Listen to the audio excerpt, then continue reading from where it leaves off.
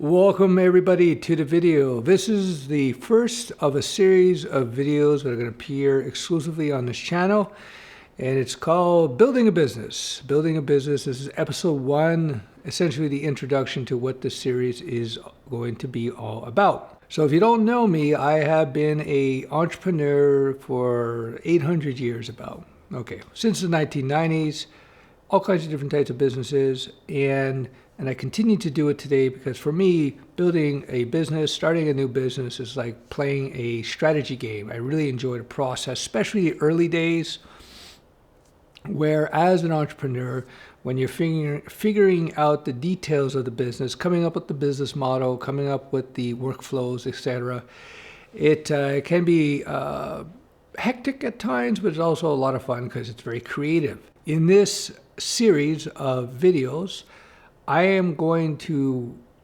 I am going to log the process of building this business. So this is a non-tech business, although it has a strong tech component like so many companies out there. Today, if you have a restaurant, you have a bakery, you're a plumber, you're into travel, all these type of businesses require some tech component if you want to compete today. And it starts with a website, for example. It could be an app. It could be internal back office automation tools. Even if your business is not a technology business, you're going to be leveraging technology on some level. That aside, this particular business that I'm getting involved with, and I have 2 partners, is non-tech, but it has a strong tech component. And because I've been a developer and I've been involved in building SaaSes for years, although this is not a SaaS product, I got in on this project because they needed somebody, they needed a nerd, they needed a tech head to get in on this. So I looked at it, I evaluated the business idea and the model, I looked at the market, and I thought to myself, it was worth the risk. Minimal cash outlay on my part. There may be some cash outlay, I'm not sure. But it's much more of a risk of my time. That's pretty much it, a risk of my time. When you become more established in business, the thing that's going to be most precious to you is your time.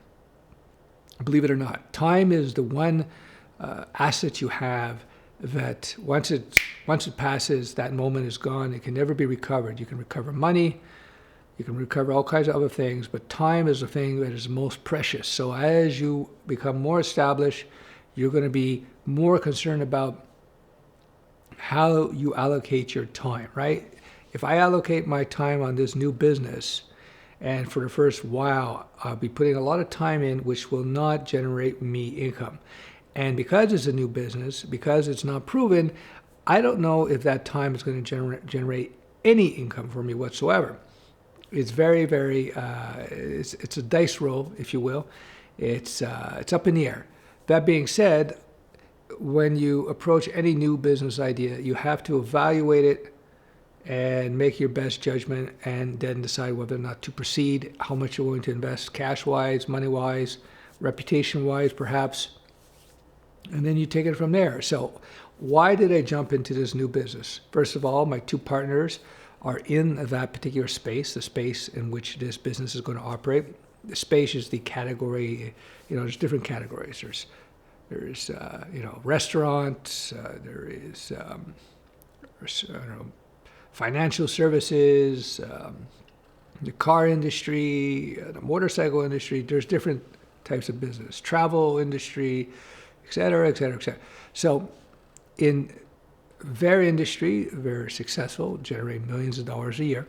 And so now they want to expand into another market and another niche within their industry.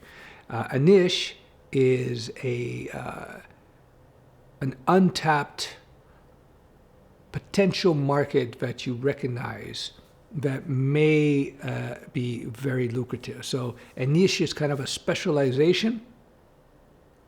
A niche would suggest that there's limited interest in it at the time, but niches could turn out to be very profitable. So you may I remember I read this business book many, many years ago, like 25 years ago or something.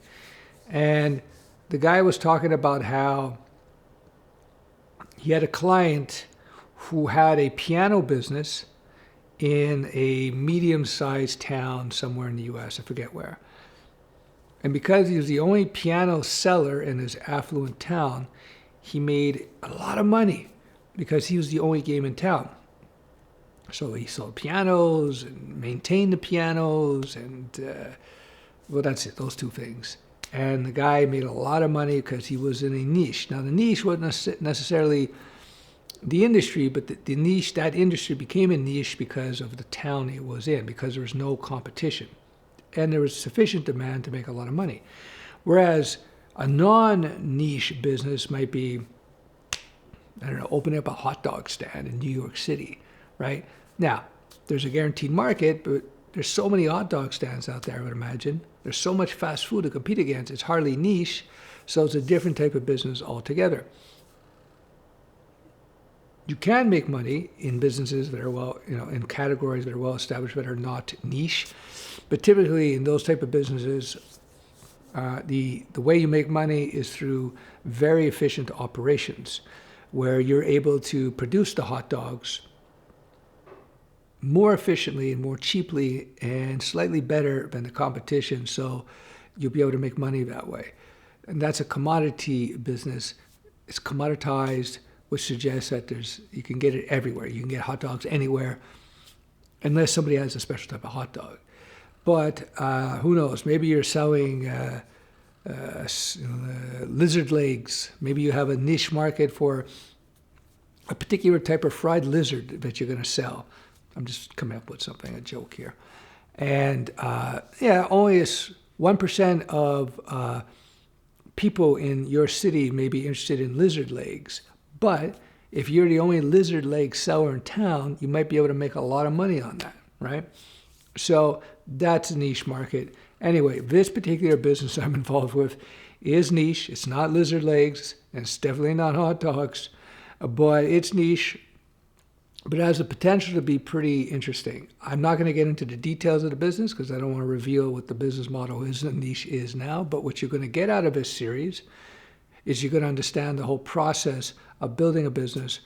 You're going to get a bird's eye view, fly on the wall view of what I'm dealing with, etc. So now what you can take away from this episode, it's a niche business.